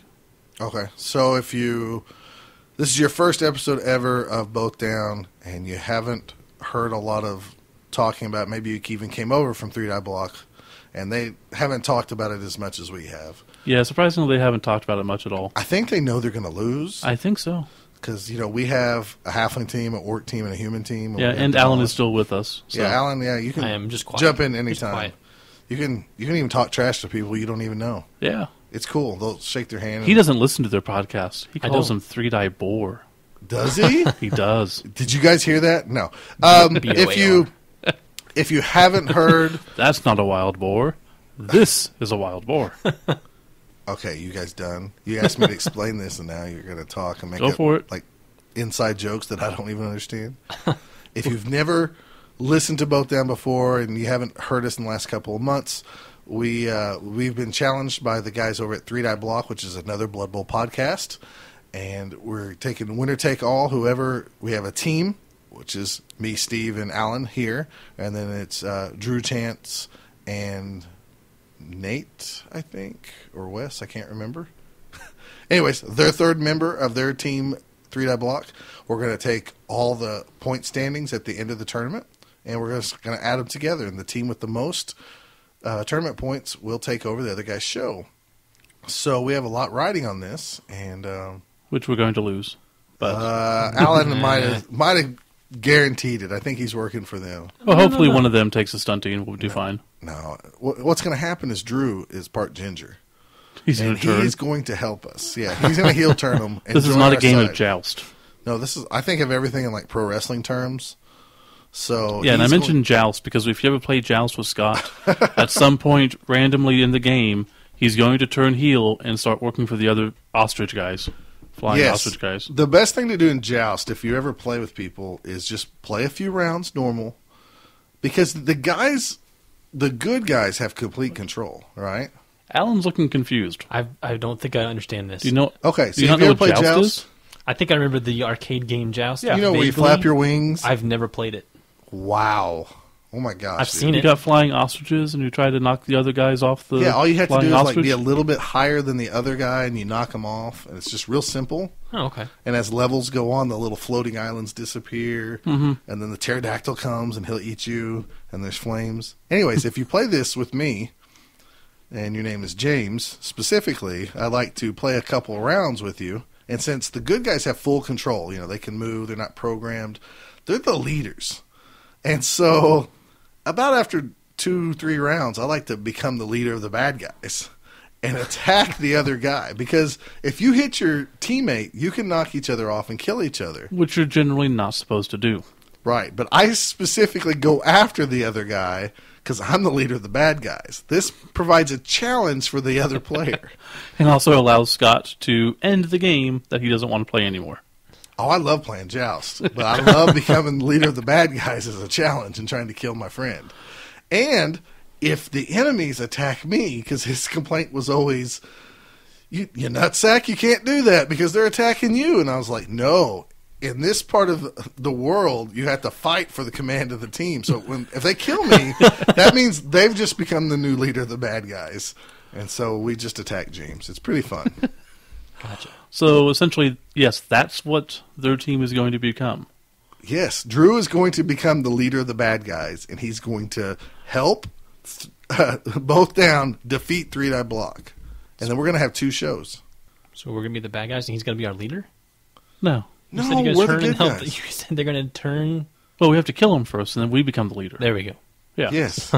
One of us is randomly going to play him, like in the second round. So we're going to kill Drew, is what we're saying. One of us is going to beat Drew That's like not right. 6 or 7 to nothing. It's going to be like a really crazy score. People are going to like, how does that happen? He just had to not pick up the ball and let you walk by him. Ah, I see. And then he's going to help us out for the rest of the day. And Gotcha. we're gonna buy him dinner on Saturday night because he's a teammate now Yeah. and he's helping us. And we're gonna move on to victory. And then we'll give him his own little like blog on our website from that point on, where his duties is to do the blog page. How do you like that? I don't think that's going to happen, but it's a nice fantasy. Well, if he listens, he'll think about it. It's like it's a lot better than what Chance gives me over here. That So is true. I don't know. They get hugs. they do a lot of hugs. They're kind of Touchy-feely. touchy-feely guys. Is that what we're gonna say? Just calling it as it is. Okay. So yeah, we have the 3-die block both down. Challenge. And at I do Chaos want Cup. to mention, we were challenged. We didn't challenge them. They stepped up and were like, "Hey guys, we're going to throw the gauntlet down because you're the up and comers, and we don't like that." Yeah, they were like all mean about us and stuff. They're like, "Why are you guys doing a podcast about Blood Bowl?" Yeah, And we're like, we don't do tactics. We're not trying to step on your shoes or anything." And they're like, "No, we're after you. You guys are ginger. We hate you." Right? something like that. You're the one who dealt with it, so Anyways, moving on. What else are we gonna do in Chicago? we're leaving here from Oklahoma on that Wednesday Whoa, night. whoa! You gonna give details? Well, I'm just what if gi- somebody follows us? They're gonna come Awesome. all the way down here to follow us, and Yeah. then Yes. Don't tell them specifically. to where do we're gonna what? stop. To do No, I'm what joking. the whole time? They're just gonna taunt you the whole time. Hopefully, yes. They'll just be behind us honking. You guys suck. They're just gonna drive next to us with their, flipping a bird at us the whole way. My $2. $2. So you get that movie reference, but not the Wild Boar. I don't get the wild boar. Robin Hood Men in Tights. Okay, I don't watch those type of Yeah, movies. Mel Brooks. Not his best, but I still like it. It's awesome. My $2. From Better Off Dead. I actually referenced that earlier today at work. You're a good man. I know. All right, Chicago. Yes. So we're staying overnight, probably in Missouri. Going to wake up and get some Shoney's. Because if you listen to our last year's recap of Chaos Cup, we love some Shoney's. I have a feeling this whole segment's going to be talking about where we stop and where we eat. It could be. And then getting in Thursday, and we're going to eat at, was it Lou Malnetti's? Or Lou No. Manetti's? Let's Wednesday we're gonna sleep in Missouri. Yeah. We're gonna have breakfast at Shoney's. Yeah. We're probably gonna have lunch at White Castle God, I because hope I want to not. give Steve the poops. There's nothing better than giving him the poops with some crappy hamburgers that aren't hamburgers. Those are so weird. Have you had live White Castle before? Live White Castle? I'm talking about not the Real, not frozen. Here in the state Yes. of Oklahoma, Yeah. not Canada. We don't have White Castles here yet. Right. And we have, in the frozen food section at our grocery stores, you can get White Castle burgers. Mm-hmm. So that's what I say live, meaning fresh from an actual And- standing restaurant. I actually have, and it was, coincidentally enough, the last time that I went to Chicago. See? We stopped by and Yeah. ate White Castle. Did it give you the poops too? No. See? Just you, Steve. It's just not good. I think yours was spit in. It could be. Could be what it is. Probably all of them are. Okay. So That's what makes them special. so you already know where we're going to eat in Chicago that night? On Thursday? Yeah. Yeah. Okay. Where? Lou Manetti's. Or whatever Johnny recommended. The pizza place? Lou Pizza place that's like Malfinati's? 10 minutes away from the hotel. Okay. And apparently we can just get a bus from the hotel to there. Awesome. So in case you want to drink, and we can go back. I don't know if I should get drunk. Although I don't drink, so I can just drive. But or Alan can You can drive. carry me. I'll drive. I'm not going to carry you. You guys both can carry You're not me. carrying anybody. We would then be both down. Yes. Ooh, that doesn't sound good. No, because you're fat. We can't carry you. Wow. Thanks, We fall man. down. Thanks, man. You're welcome. Just gained 5 pounds over the last month or so. It's muscle. No, it's really not. It's Oh. fat. I've been eating really bad. Oh, okay. That's not going to help any then. And then we got to the tournament, and we're heading back on Sunday. Really? You broke down Chicago? Yep, was there we not go. quick. That's it. All the Aren't you detail glad is you in the listened to trip this there. segment? Ah. That's not true. Come on. Friday, what are we going to do? Um, What do we know we're going to do? We're going to go to the Cubs game. We're going to watch the Cubs lose. More than likely, yes. And As much as I want them to win, they're playing the Pirates, and Steve's going to eat some crappy ice cream so he can get a little ball cap. I already have a cap. And so. he's going to eat a crappy hot dog, even though he shouldn't. No, I already had the hot dog, so I'll just eat the good stuff. Okay. All right.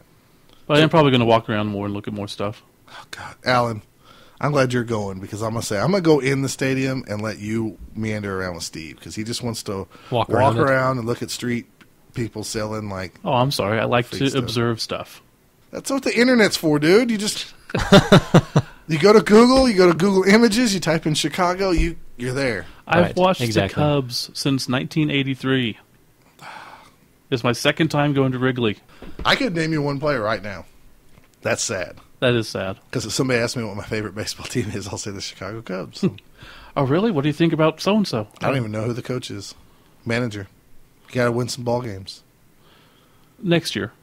Next Okay. year. So if we're There's going always to next year. Lou Montanelli's or whatever it's called, We should probably figure that out. I think it's Malnetti's. I like to pronounce it Whatever. however I want. Okay. Are we ever going to eat at the other place? Which I can't even think of. Giordano's? Yeah. We can possibly squeeze it in on the way back on Sunday. We got to eat there. Because I know I like that pizza. If this other one's better, I'll be surprised. But Okay. Johnny swears by it. Johnny P doesn't know anything. I mean, what does he know? He lives in Chicago. I'm not starting that fight. He runs the Chaos Cup. Oh, I know. I'm going to suck up to him until after we're done. I'll fix those both down, guys. I'll make them all play each other for a couple rounds. Well, my first opponent was Dwarf. My second opponent was Dwarf. My third opponent was a Dwarf. But they, what team do they play though? Oh, that'd be cool if we actually had dwarfs. Would If be you were a dwarf, would you feel pressured playing dwarves? I think I would embrace that because they have block and tackle. That's and I true. Go, boom! In That's your true. face Yeah. with my little man syndrome. Boom! Just beat you up. All right, so we already asked Alan what he thinks his record's going to be. He thinks he's going to go hopefully 25% or better. I think so. Yep. What do you think you're going to do? Oh, man. I knew you were going to ask me that next when you started talking to him. You never know because you don't know who you're going to play. I know, but just based on your team and past experience, the one time. Okay, I played Orcs now 3 games in our home league in this our pregame tournament. I still don't think I have a handle on them. We do random skills, so our league's a little bit different. I'm going to say if I go 3-2-1, I'll be happy. But I mean, with Orcs, there's a potential that you're mad if you went 4-2 or something. Yeah, I don't know. I still don't have, and it sounds ridiculous because I know we have our rosters in front of us, but with the 4 movement, 5 movement, and 6 movement guys, I don't have that down. Yeah. Other people probably have better faith in me than I do. So right now, Not us. No. I'm saying about 500. I think I'll get 3 wins. Okay. That's what I hope. But I could very well go 2-4 or 4-2. That's So none a of little us bit were of expecting everything. None of us are expecting a winning record. That's awesome. No, So With the next right month, matchups. enjoy your 3-die block episode. I could very well see myself doing really bad, but at the Yeah. same time, But you go up against some Amazons or someone crunchy. the bad thing is my team hasn't lost yet in our home league, but that Yeah. doesn't mean anything because, and it's not any disrespect to our guys in our home league. It's just that we're such a small pond, kind of. Yeah. There's 8 of us that play in a small environment, and we don't know if we're really that good at these big tournaments or not. I mean, we did find it. We went down to Bugman's. Yeah. We did fine last year at Chaos Cup, so Yeah. maybe we're better players than we think. But I just don't feel confident yet. Yeah, and if it's new that makes teams sense. to all of us. Right. And, I mean, we're going to stick to 2-hour rules, playing the game in 2 hours with Which the I don't think timers we're going to and have any problems with. I don't think so either, but it's just different. Yeah, I just, If I had some practice games, I could probably be more confident, but we haven't played a practice game yet, so we'll get some in. yeah, maybe. I don't foresee me doing well. I've never played humans. The 2 strength catchers, they're going to get beat. They're going to get killed, and then I'm going to have no backup plan. I don't cage well. I just like to run and gun. I think you'll do fine. Hopefully. Yeah. I think I have more confidence in you doing actually better than I do, but it depends on matchups. Awesome. So So we're all leaning on you. you're our only hope, Luke Skywalker That's it. or Obi-Wan Kenobi. Dang, I I'm missed that Obi- reference up. Wow. She has nothing to live for. No. As long as my games are close, it doesn't really matter what my record is. Getting Yeah. beat 3-0 sucks. As long as I don't lose because of my own mistakes, I'll be happy. That's another thing. Because I know I lost some of those Norse games last year because of my own mistakes. Right. If I get to do some fun stuff, then I'll be happy. Yeah. Well, you Just will. do something fun. You'll That's be all I throwing do. people. You'll Oh, be that was stealing. awesome. You'll be stealing re-rolls every half Dude, you could really frustrate some teams stealing Yeah. rerolls. and just bashing the crap out of people. Treatment or friend. It's like, oh, you got a 5 strength guy? Oh, you got a 3 strength guy? 3 dice. Let's talk about something else, though, that's going to happen at Chaos Cup. What's that? Did you check out over at the Slurpee Bowl forums? Have you checked that out? Anything? Do you The know we're wrestling? going to wrestle each other? Yeah. Okay. Okay. What? Over at, if you don't follow Slurpcast, the host of the show, Johnny P., who's running Chaos Cup, Alan is so confused right now. he tries to. Him and Extreme have tried to make Slurpee Bowl Chaos Cup a weekend event more than just a tournament. So there's going to be like an after party at Slurpee Bowl. They have their old No Mercy N64 system, the N64 Nintendo 64 system with the No Mercy WWE game, and they made up characters of the local guys playing in the tournament. And he makes up a wrestling card and has like pay-per-views at these events. And so me and Steve are slated to fight each other at Chaos Cup in a steel cage, I think, right? I'm going to take you down. I don't care where it is. I know. It doesn't matter. So it's going You to be, bring it in, I'm taking it out. it's going to be Kilowoggy. I don't know. Wow. I think your character's name is Kilowoggy and mine Yeah. is just Prime. And we're going to face each other in the feud that's in this wrestling game between the Slurpcast guys and the Dubinsky family. So, Should be awesome. yeah, Wow. it's pretty cool. I don't think we're going to get much sleep. No, it doesn't sound like it. So the game might prevent me from getting drunk that night, though, because I want to be. Wow, good.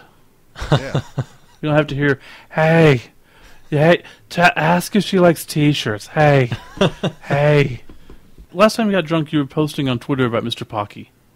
I did not. Oh, yes, you did. Okay, fine. Mr. Pocky, his grade school principal. Yeah, if he spanked you, it was bloody murder. That's what we all said. Was he in the bike shop? Yes. He was after Dudley. He wasn't spanking. Jeez. Oh, boy. Yeah, that's a pleasant note to end on. Thanks, Alan. Thanks, buddy. Alan, what do you want to do in Chicago? Since this segment's already just flawed and awful. Sounds to me like This is everything not about planned. Blood Bowl. Close enough. Oh, I know what I need to do. What I need to do? Yes, Is there yes. something you need to do in Chicago? Yes, there is. Need to track down the one-armed man. No. I need to sacrifice a little bit of blood Oh, yes. on somewhere at Wrigley Field. Because apparently Alan has jinxed the Cubs. Apparently he thinks, yes. Steve thinks Remember the I have- Bartman incident? Yes. That was Alan's fault. Why? We were watching the Cubs.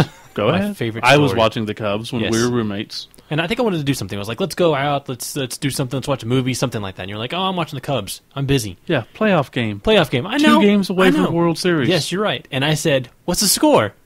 It was like, what, 5-0? 5? It was... Something really big. It felt like it was in the books. Yeah, Yes. it was in and the I looked at 7th them and I inning. said, dude, they've got this. They've got this one. There's no way they I'm can like, lose. shut up, you're going to jinx it. And you're like, no, I 2 won't. seconds later. They have while I'm never standing won a playoff game since. Thanks a lot, Alan. Yep. So ever since then, yeah. He's actually alluded to the idea that he's going to murder me on the field. I have alluded to that. I will not do it. Dude, That's why I said I would. if we kill Alan give some before the more. Chaos Cup, do we get to divide our scores up for this challenge so it's divided by 2 while theirs is divided by 3, and then we could still have a chance to win this thing? Maybe. Yes. Although he might do the best out of all 3 of us. Yeah. 1 turn touchdowns. That's, He plays against a dwarf team. True. He can just has to keep him from scoring. you better with win his- the Stunty Cup. That's all I can say. I'm going to do the best I can. Come course on, so. I've got the only gay porn team. I hope to God so, yes. Oh, boy.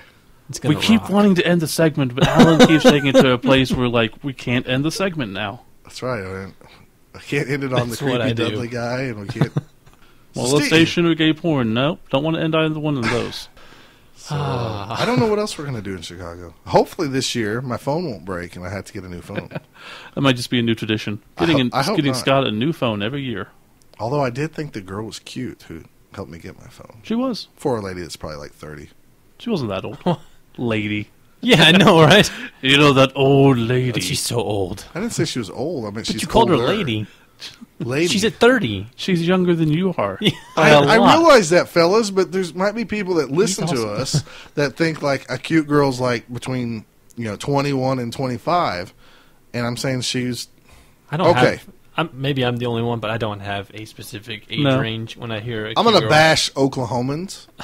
And a lot of girls by 30 around here have shot out a couple of snotlings, had a couple of husbands, and are a few bricks away from about 3 bills. So I was happy to see somebody who I imagined was like 30, still kind of like, that looks like a woman, and was In prime cute, fighting shape. in prime fighting shape. Yeah. God, prime fighting shape. That makes sense. Okay? Okay. So There. can't end on molestation, can't end on gay porn, and now we can't end on bashing women. Right. So, Let's put them all together. all right. Gay porn bashes women who molest kids. No, Gay that's porn all. molest kids while bashing women. Dude, you gotta edit that out. No, we're going to keep that all in. All right. How about this? Pizza. Since we're gonna eat some more pizza in Chicago. Should we just invite everybody to join us on Thursday? No, Okay. because then what if there's somebody we don't like that we see there? I don't know. That happens. If you're gonna be in Chicago, If they listen to our show, we would like them. oh, of course. See? All right. So if Ruined you're your gonna be in logic. Chicago Thursday night and you're gonna stay at the hotel for Chaos Cup, let us know through Twitter at Both Down, and maybe we'll hook up and we'll all go get some pizza together. Yeah. How about that? There we go. And now we can end the segment. All right, we're gonna take a little break, and then we'll come back with some shout outs. Alan, you gonna stick around for shout outs? I guess so. That's a I'll be yes. here. Dude, act like you're happy to be on the show. I guess, whatever, dude. I haven't Now been we here can't end before. the segment again. No, we're ending. All right. We'll be right back.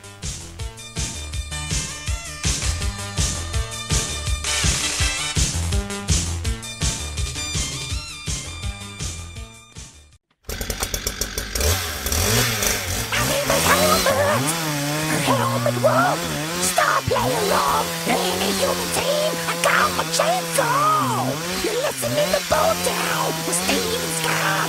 Come on the blood, we got the shout outs.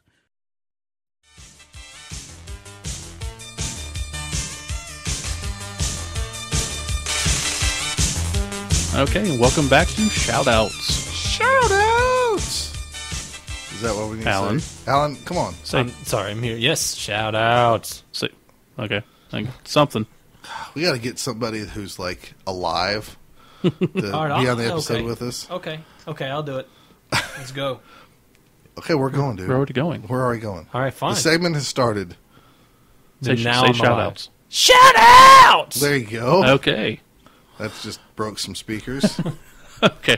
Well, our first shout out, I'm going to start off. Magnus Lyerberg Yes. sent us an email, Yes.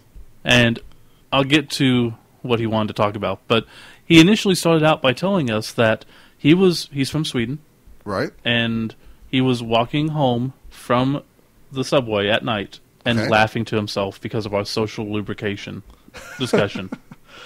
Yeah, So- because you talk about getting people lubricated when they're drunk. And I was correct. What? Yes. No. That is an appropriate use of that word. I know. I actually read the email, so I know. That's bull. But yeah, He it's could have just wrote an email talking about how funny we were and not told you that you're right. well, he didn't. Oh. Steve just knows he's They right. no, they have a similar phrase in Okay, well, Swedish. it was close enough, though. I mean, so we made people laugh to Yes. themselves, actually out loud. out loud in public I in think that's- another country. I think that's the most overrated LOL. texting thing. The LOL. LOL. Yeah. LOL. Because I never really laugh out loud. Oh but, no. But that has replaced my smiley face. Well, that's why I put Right. HE like haha. Oh, Yeah. that means lame. No, it's just it's a laugh, but it's not out loud. And I know you do that, but at the same time, if you don't put the H at the end of that, it sounds like you're going hee hee. Well, I do he. What's weird to get a text from a guy God, we're saying going on so many hee hee. tangents tonight. It's But because see, of Alan. I always put laugh out loud, LOL, on text I don't because like I that. don't want to put a smiley face because I do that with my wife, and that means like a flirt. So in my head, I Wow. don't want to flirt with you guys. Good. And if I We put a appreciate smiley that. face, it means I'm hitting on you. Okay. There's two So- different smiley faces, though, right? There's the one with the wink, and then there's the one without. I'm just pointing out, there's the difference between a flirt smiley face. You want to get together and drink some beers and get lubricated? Wink. Oh boy. Magnus also wanted us to talk about not that and Stock Bowl, which they're going to run November 10th. It's at cup.stockbowl.se. It's a nice little tournament they run. Sounds like it'd be a lot of fun. I wish we could go to Stock Bowl. We can if you pony up the cash. Well, that was my way of like suggesting that maybe next year for Stock Bowl they give us some tickets Oh, and we could come over to Sweden, play Blood Bowl, and do a live podcast That'd be awesome. on their dime. we will go to any country except Mexico because nobody wants to go to Mexico. Wow. That's not true. Okay, if there's anybody who listens in Mexico, they can yell at me, but I don't think anyone does. So that's why I picked there. Okay. But we'll go to any country if they send us plane tickets. Now, hold on. I'm married, so I have, Yeah. you know, So, I have things to take care of. I can't guarantee that. You're a free spirit. You're single. If you went to another country, and I'm going to make one up, like where Dr. Doom's from. What is that? Latveria? Latveria. It's real. If you go there and you die, nobody really cares. If I die, my children don't get food. No, I mean, This is the overall. last episode Wow. of Both Down. I mean, this is why we're going to have a cage match in the wrestling league. This is what starts We have a it. cage match in real motherfucker. I know I'm saying people care, but people don't rely on you. If Right, you I died, make no impact in the world. no, That's what you're not, saying. Wow. That's not how I meant. Ow. If you No. I make an impact in the world, so if I died, it would suck for other people. But if you die, it's just like an inconvenience. the only people it would really impact are my 2 children. Not even, it wouldn't impact my wife. Dude, she would find a new person in weeks after I'm in the ground. Yeah. Okay? But I need to raise my So children. I don't even have that, is what you're saying. I'm basically saying you're single. Anyways, Jeez. See what you've done, Alan, just by sitting here. Just- The chaos I've ruined seesaw this. is in the room. this is why it's both down and not 3 down.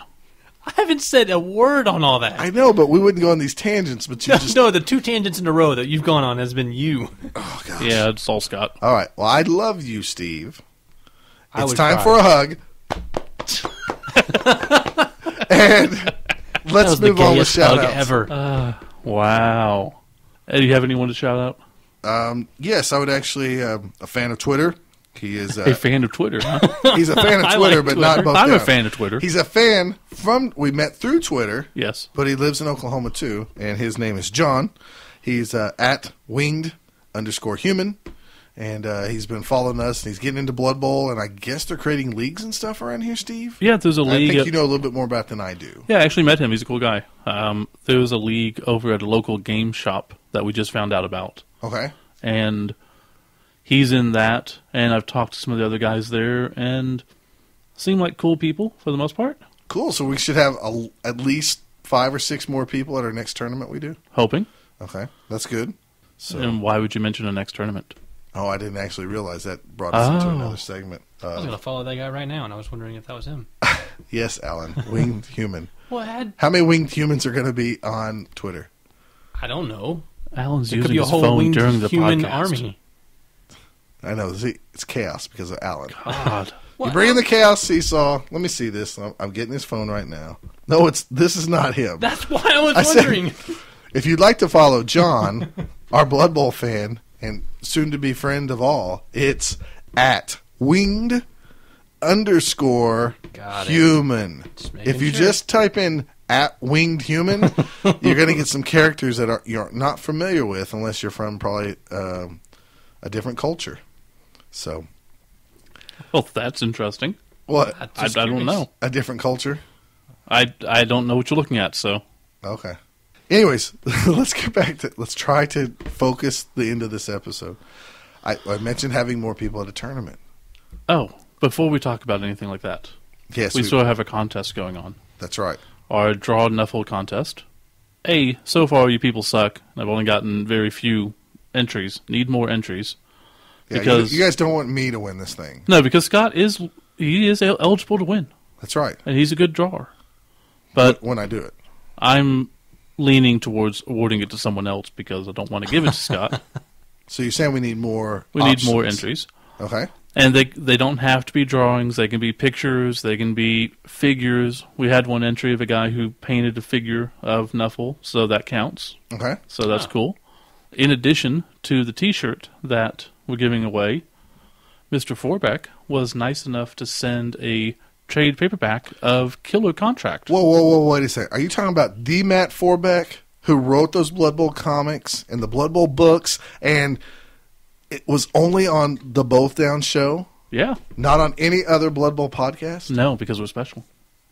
And Scott's holding Dude, it in his hands now. and it says, "Get Bloody," with an exclamation mark. And then it says Matt Forbeck. And he even has the date he signed this. Yeah. So it's not a stamp. It's legit. It's So awesome. it's legit. So, as you know, he wrote those comics, and it's really interesting art in there. It's actually pretty cool. I don't know if it's out of print. I know the comics are hard to find, somewhat. They are hard to find. I sold mine to a fella, Yeah. and then I had to re-get them back so I could get those to our friend Paulo over in Portugal. Mm-hmm. So, anyways, that's a cool thing. That might get me motivated to draw my Nuffle and So- win this contest. That's another Nuffle-related thing. Okay? And then, I guess we might as well spill the beans. We're going to have our second tournament coming up in November. That's right. Nuffleween, Nuffleween! November 3rd. It's going to be November 3rd It's going to be sort of Halloween-y, at Wizards Asylum, same Right. place we hosted the Oklahoma Bowl. right? in Norman, Oklahoma. We Right. hear the commercial every week or every month. Right, and then it's going to be like a Halloween in the old world type theme, right? Yeah. We'll finalize the rules shortly, get it posted somewhere, and let everybody know. Cool. I can't wait. You sound so excited. No, I'm looking forward to it. That's gonna be awesome. Alan, Yeah. what team are you going to take? For Alan Halloween? loves Halloween. I don't know so something. Yeah, Halloween related. Absolutely, I can't wait. you have to take a necromantic team. Possibly, yeah. Yeah. It'll be 4 rounds. We know that for sure. Yeah, we'll have to do 4. And other than that, it's going to just be a tournament, right? Yeah. We haven't finalized cost or prizes or anything yet, so. Well, as of this taping, but Right, hopefully we by the pretty much time this have. comes out, Yeah. it's going to be posted on our website, so you can check the rules there. Nuffleween! Are we going to get Nuffleween.com? Probably not. Uh-huh. Think it's already taken. Dude, no. These things cost money. So? Until people donate money to the cause, I don't know if we will. Okay, fine. We might have Nuffleween, I don't know. It might be a big surprise, It could be. Be surprised to me. since this episode's not going to go up for at least a week or so. We recorded a little bit early in order to accommodate schedules. Everybody's schedule. Mr. Forback, Alan. Yes. People. God, so much easier when just 2 of us. It is different when you add a third man. That's what she said. We also have Wait, our who? Facebook now. I created a Facebook page, so you can go to facebook.com/bothdown. And I heard some people are refusing to join until I get a Facebook account. Is that true? Well, it's One Steve. person? It's the other Steve in our local league. Oh, well, he doesn't count. No, Yeah, please, what are we called? like it. Like it? Go to it and like it. See, I don't have a Facebook, so... So like us over on the Facebook. Yeah, and might as well give out our email and again. join us. Is that what you do? You friend us, You right? like us. Just click it's, like? it's a page, so you have to Yes. like it. Okay. Because it's not a person. Yeah. And you can submit any of your Nuffle drawings there, or any of your questions to us, or anything you want on the podcast. We're always listening. You can always send us an email at bothdownpodcast@gmail.com. You can check us out at Twitter. I'm at Kilowog2814. Man, you sound boring now. Well, It's I got to about get all the the information stuff. out there. Alan, what's your Twitter account if somebody would like to follow the Chaos Seesaw? Oh God, see, I don't even remember my exact name of my account. I think it's Oh my Alan the OU fan, I believe. Oh, my God, dude. He just tweeted about being on here, so I you did. can probably search I did, us actually. and see that. Alan, look up your Twitter handle while I'll I do it. give out mine. If you'd like to follow Scott Prime, please follow me at Fat Finley, FATFINLEY. Also, I'd like to kind of cross-promote some of my other shows I do over at CouchPirates.com. If you're interested in I'm jealous. I'm Steve Kilowoggy. I don't have other podcasts. Now, Dude, I'm going to have the Thundercat podcast. I know you're going to have I'm going to another get every podcast. celebrity I can and be like, Mr. Obama, I know you're our president. What is your favorite Thundercats episode? That's episode. Well, that was the one with Where- the yes, when Lionel- Burbles first met the Thundercats. What is your favorite one? I want to know now. What is your favorite Okay, so I can't Episode. even go on what I was talking about. tangents? That's what it's I all can't even about. remember what I was talking about. We'll go back to you promoting Oh, I was- other podcasts. Yeah, if- I don't have a favorite Thundercats episode. no, he likes them all. He loves They- them so much. I would like to watch them if someone would give me back my first season that he's had a couple of years. Yes, I've had your first season for at least 2 years now. So now go. Anyways. go promote your other podcast. If you would like to hear more of my rambling ons, you can go over to couchpirates.com and you can catch me on the Ring Rust Show. It's about pro wrestling. And every now and then I'm on the comic book podcast, Retcon Heroes. Which, if you listen to the very early episodes, You were on that, I was actually. on. Yeah. and then I stopped reading comics. And then they needed ratings, so they said, "Can we have some Scott Prime?" Mm-hmm. Actually, I'd like to also give a shout out to Johnny P. I know we shout him out a lot, but him and Wap Caplets, I can't remember his first name. Chris. Chris? Yep. Okay. Chris, who's at Wap Caplets on Twitter and everywhere else, probably on the web, they have a pro wrestling show that talks about old wrestling stuff, and it's pretty cool. What's it called? It is called... Huh? you tell me if you're so smart. Isn't it called Shout Out podcast or something? It's called Shoot Wrestling. Shoot Radio. There we go. Shoot Radio. Shout. Anyways. Wow, we are so bad tonight. It's all Alan's fault. Shoot Alan Radio. Alan is never coming back. So you can follow those guys on Shoot Radio, or you can follow Johnny P and have all the links to all that stuff. Good stuff for you people that love to listen to all sorts of podcasts. So, Alan, Yes. what is your Twitter handle now? It's Alan the OU fan. Wow. Yeah. So, you like OUs? It just happened to be what my what I was used to from a long time ago. Like I had an email address, but it was that way, so I just left it that way. Cool. Any other shout-outs we want to give out? Anybody you want to shout out? I feel bad for Matt Forbeck, who might tell people, like, Oh, God. I was on this podcast, and then Oh. they listen to the rest of it, and they go, man, it It's was a horrible crappy podcast, ever yeah. I'm since." sorry. But his part was good, Yes. hopefully. No, it was good. As long as it doesn't get deleted. Yeah, dude, it better Yeah. not get deleted. So yeah, we'd like to give another thank you for Mr. Matt Forbeck for coming on the show. We appreciate it. And also donating Check out his trade Kickstarter. and you can check out his Kickstarter and all that other stuff. And he's also on Twitter. He's just Matt Forbeck, isn't he? Or is he the Matt Forbeck? Or am I making that up? Yeah, You're checking right now. This is it's how unprepared at we are. M. Forbeck. At M Forbeck. So. That's what I thought. I was Okay. double checking. So I anything figured else? if everybody else has their phone out, I might as well too. Any other shout-outs?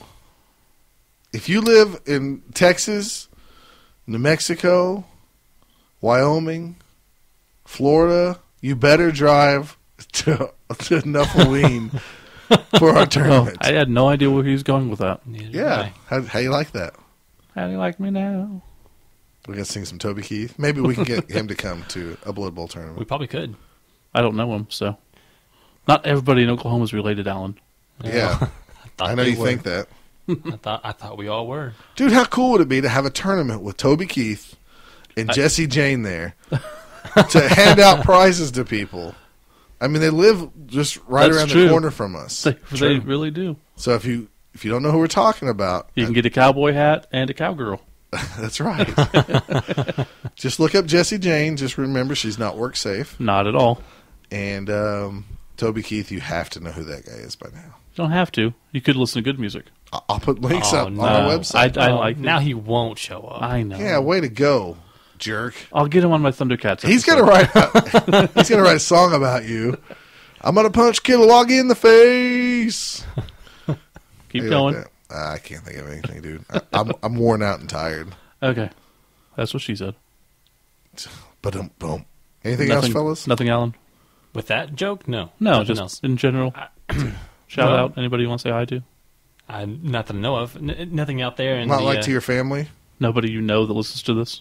nobody that I know that listens to this. Okay, well, see, we're going to go to Chaos Cup, and Alan's going to get so many friends and followers that he's going to be dying to get back on the next episode. And he's like, I can't wait to do shout-outs. I want to tell all my new friends. Hi. Yes. Just Hi to Billy Hi. from Wantagh, Nebraska, It was nice to meet you. and Jamie from Waterloo, Nevada. You're going to be like going crazy. I almost feel drunk right now. It kind of feels that way, doesn't it? Yeah. It's Something the Alan there. influence. Yeah. It is. Spreading chaos through. Yep. It's fun though. You're like a It's fun. supervillain that doesn't even know you're a supervillain. It's like the guy from the movie The Cooler, right? I just show up and Oh, yeah. that's yeah. me. That's a good, He's the that's a good uncooler. analogy, actually. There it is. Alan the Cooler. I haven't seen this movie. Yeah, I haven't actually seen the movie, but I've seen the preview. Isn't that a reference from that Patrick Swayze movie? What?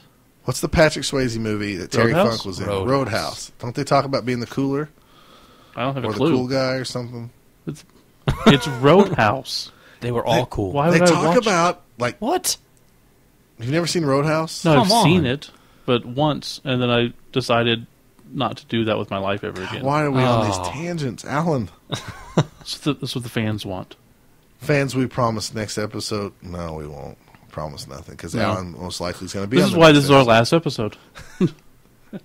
Enjoy next month with 3 Die Block.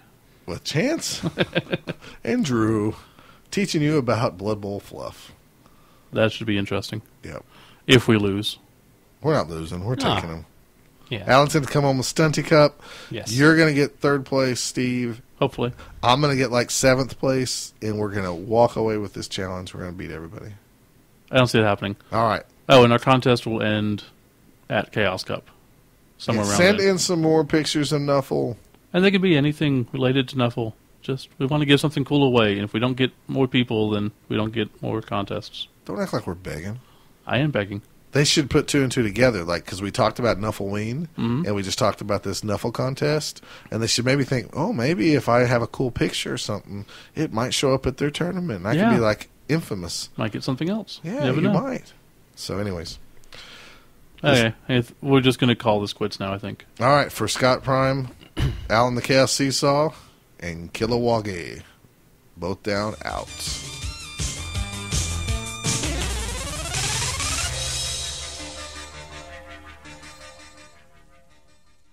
Both Down is a production of Couch Pirate Radio. Please drop by couchpirates.com to hear more of their podcasts. Was my levels fun? You topped out when you went, in Abu Dhabi! Like that?